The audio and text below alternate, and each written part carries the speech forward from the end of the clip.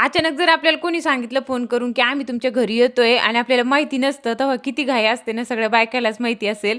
का आता माझी खूप घाई होऊन जाते. पटापट सगळं घरातलं कामं आवरले, माझं स्वतःचं आवरलं आणि गावाकडून कोणी आलं, की मला पटकन आवरावं लागते. नाहीतर चांगलं वाटत नाही. का तर गावाकडची लाईफ खूप वेगळी असते. आपण शहरात खूप वेगळं राहतोय. तर सगळं ना सेम त्याच्यासारखं व्हायला पाहिजे म्हणून मी सगळं व्यवस्थितच करतीये. गावाकडून त्यानं भाजीपाला आणलं होतं, ते व्यवस्थित फ्रिजमध्ये भरून ठेवलं. त्याच्यानंतर सगळ्यासाठी चहा केलं आणि मग आता राहिलं होतं संध्याकाळचा स्वयंपाक करायचं. का आता दुपारचं आम्ही नुसते गप्पा केल्यात, काहीच कामं केलेले होते म्हणून मधली क्लिप मी काय घेतली नाही. संध्याकाळच्या जेवणामध्ये चपात्या त्या बनवून घेतल्या. मटण मला बनवायचं होतं ते बनवून घेतलं. रेसिपी पाहिजे असेल तर नक्कीच सांगा. त्याच्यानंतर जेवण वगैरे करायचं होतं. सगळ्यांना जेवण वाढून दिलं आणि मी सुद्धा जेवण करून घेतलं. तर त्याच्यानंतर राहिले होते खूप मोठे भांडे घासायचे, ते घासले आणि मग सकाळची सुद्धा तयारी आपल्याला करून ठेवावी लागते. तर तेही करत होते मी ते. तर चला इथे सेंड करते. बाय.